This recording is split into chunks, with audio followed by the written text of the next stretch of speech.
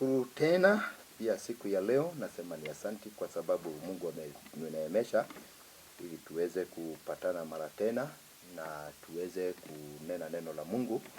Maana neno la Mungu ndio mwongozo wa kila mmoja wetu kwa shughuli zako, kwa kazi, kwa hali zako zote. Neno la Mungu ndio huwa linatuongoza. Nataka tuombe alafu tuweze kuingia katika neno la Mungu. Baba, kwa jina la Yesu ninakushukuru. Nasema ni asanti, wewe ni mwaminifu. Umetupatia siku ya leo. Nakushukuru Bwana, ninabariki msikizaji wangu na anayenitazama. Bwana uweze kumbariki na uweze kukutana pamoja naye na ili neno liweze kumbariki. Kwa jina la Yesu Kristo ninaomba na hata kuamini. Nashukuru tena, niseme majina yangu, naitwa Mchungaji John Kariuki Kigia. Na hudumu na kanisa la Destiny of Holiness Family Eldoret mjini. Ukiwa sehemu za Roadblock kuna mahali panaitwa duka moja. Ukiwa hapo duka moja kuna barabara ambayo inaingia Baharini Police Station. Kabla hujafika kwa reli ama kwa nyumba za railway, tuko tu hapo.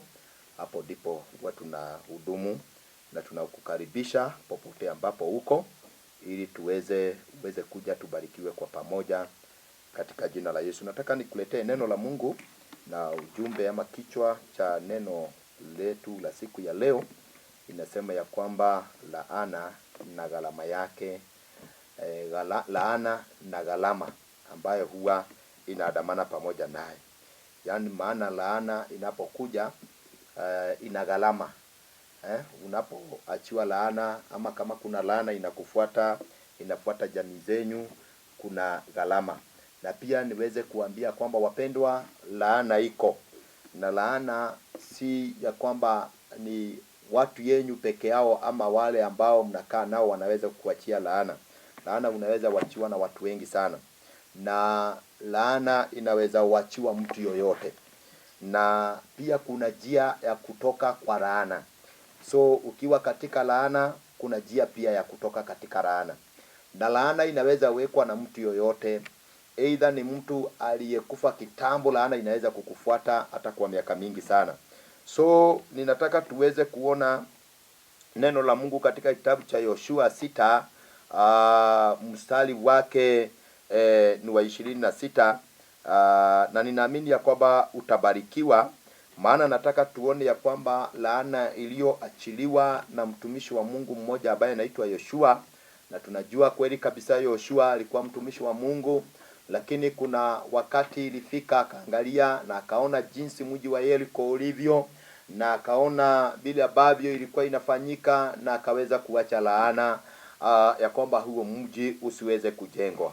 Biblia inasema ya kwamba mstari wa 26 Yoshua 6 inasema ya kwamba naye Yoshua akawaapisha kiapo wakati ule akasema, na alaaniwe mbele za Mungu mtu yule atakayeinuka na kuujenga tena mji huu wa Yeriko. Ataweka msingi wake kwa kufiliwa na mzaliwa wake wa kwanza.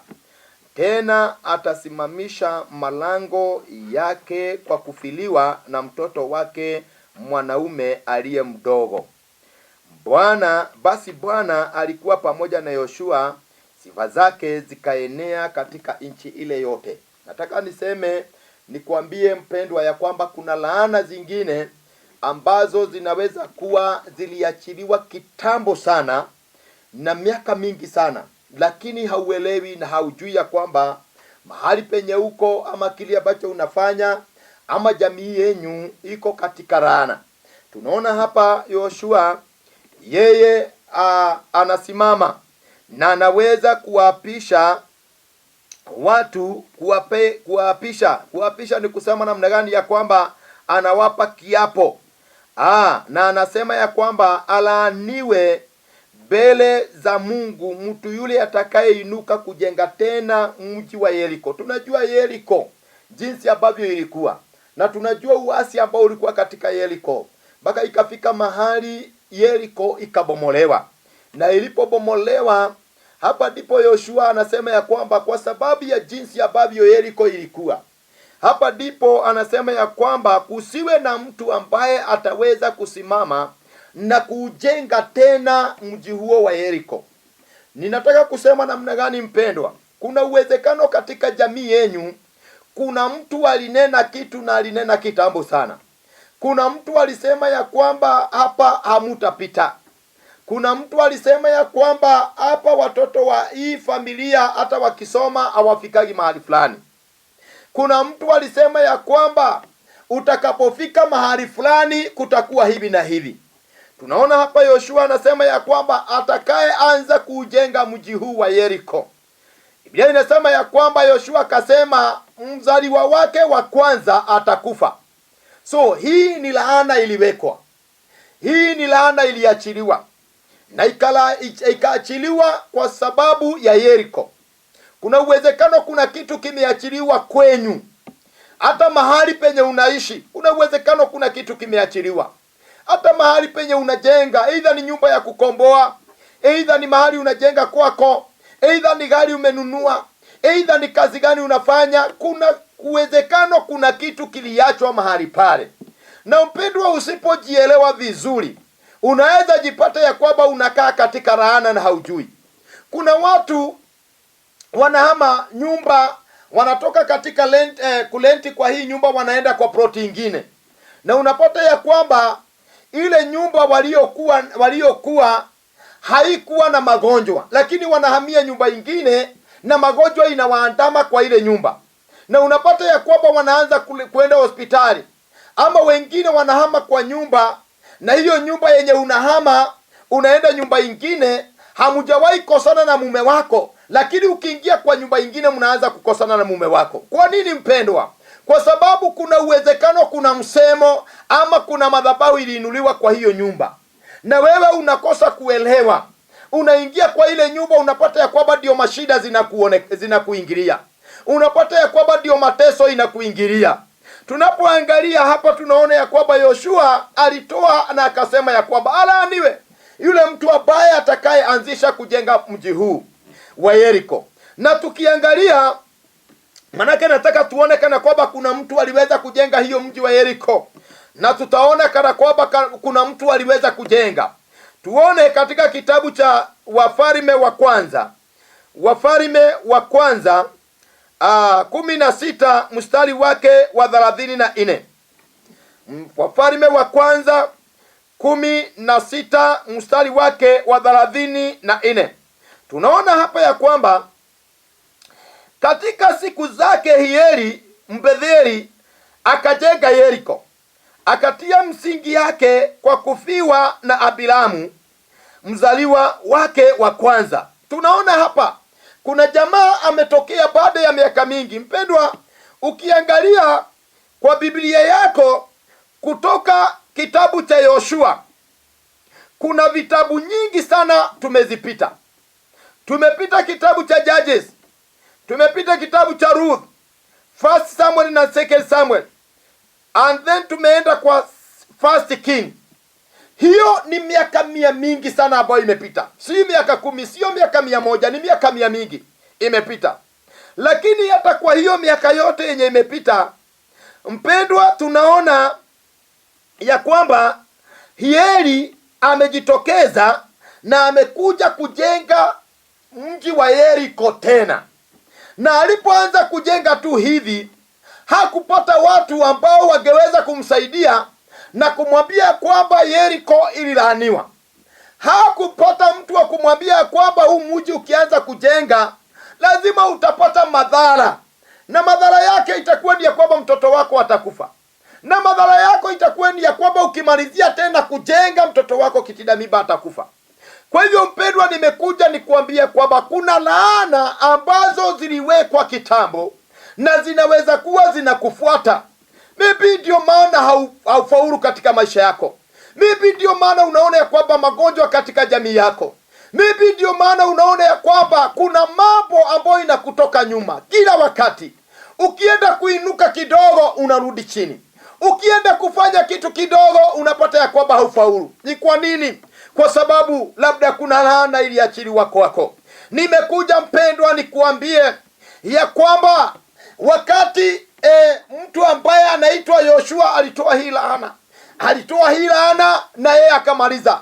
Lakini mtu ambaye anaitwa Hieli anakuja kujenga Yeriko, anakuja kufanya kile ambacho kilikuwa kimelaaniwa, na mtoto wake wa kwanza akakufa. Na tunaona ya kwamba ukisoma hiyo mstari umalizie, unapata ya kwamba mpaka alipokuwa anajenga malango ya gate ama uko gate, au unapata ya kwamba mtoto wake wa kitinda mimba naye akakufa. Kwa nini? Kwa sababu kuna laana ilikuwa imeachiliwa. Mpendwa, kuna uwezekano kile ambacho unafanya kuna laana imeachiliwa, kuna kitu ambacho kimeachiliwa, lakini nimekuja nikuambie mpendwa, kuna Yesu Kristo ambaye anaweza kuondoa hizo laana. Damu ya Yesu inaweza kukuondolea hiyo laana tunapomkimbilia Yesu na kuomba. Na ndio maana huwa tunasema ya kwamba wakati wowote ukienda kujenga mahali, either ni ploti umenunua ukienda kujenga, ita mtumishi wa Mungu aweze kuja kukanusha misemo iliyosemwa mahali pale. Hata kama ni nyumba unahamia, maybe ulikuwa unakaa ploti fulani au umehamia ploti fulani, hiyo ploti kabla uingie, usikubali kuingia kwa hiyo ploti kabla haujaita mchungaji akuje afanye wakfu, aombe kwa sababu ya hiyo nyumba, akanushe misemo yote iliyotamkwa kwa hiyo nyumba.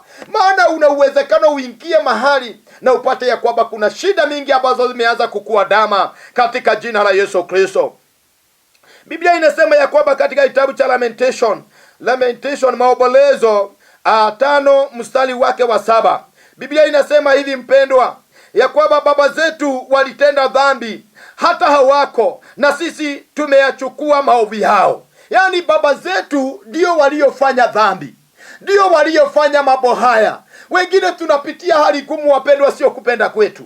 Wengine maisha imekuwa magumu wapendwa, sio kupenda kwetu, lakini kumbe mababa zetu kuna kitu walifanya na hatukujua, lakini sasa sisi ndio tunapitia katika hali hiyo. Nimekuja nikuambie mpendwa, kuna urejesho tunapoingia katika damu ya Yesu, tunapoingia katika nyumba ya Mungu, tunapoingia katika kuomba Mungu sana na kumwambia Mungu ya kwamba dhambi zilizofanyika sio zetu. Mungu atusamehe ili tuweze kuendelea mbele na tuweze kufanikiwa katika kile ambacho tunafanya katika jina la Yesu Kristo. Ninapomalizia kwa kitabu cha Malaki, kitabu cha Malaki 1 mstari wa 4, Biblia inasema ya kwamba inanena vizuri ya kwamba ijapokuwa Edomu wasema tumepondwa, lakini tutarudi na kupajenga mahali palipoachwa hali ya ukiwa. Bwana wa majeshi asema hivi, wao watajenga bali mimi nitaangusha. Yaani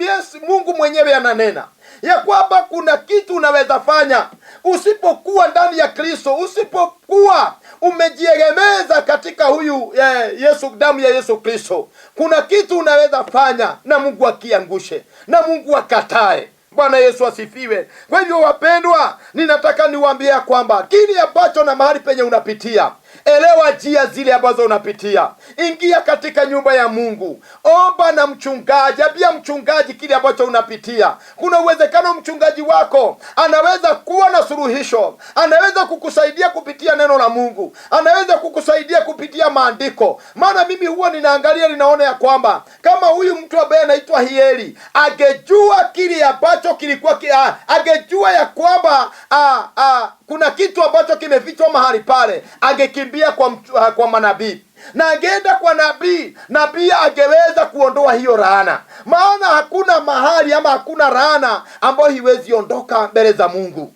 Mungu akiingilia kati, hiyo laana anaikausha, inaondoka. Ilikuwa na uwezo kama Hieli angejua, angeenda tu kwa nabii na nabii angeweza kumuondolea hiyo laana. Naomba Mungu akuondolee hiyo laana unapojiegemeza kwa Mungu, unapoingia katika nyumba ya Mungu, unapokuwa na ushirika na mchungaji, unapokuwa na ushirika na Mungu. Mungu atakusaidia na laana haitakuangamiza katika jina la Yesu Kristo. Nataka nikuombee. Baba, kwa jina la Yesu ninatangaza baraka kwa huyo mtu ambaye ananisikiza, kwa huyo mtu ambaye ananiangalia. Kuna uwezekano anapitia katika hali ya laana, anapitia katika hali ngumu, lakini leo ninatangaza ya kwamba damu ya Yesu ikaweze kumuondoa katika hiyo laana, ikaweze kumuokoa na kumsaidia na akaweze kufanikiwa kwa kile ambacho anafanya. Asante kwa kuwa wewe ni mwaminifu na hakuna Mungu kama wewe. Kwa jina la Yesu tunaomba na hata kuamini. Amen. Mungu awabariki.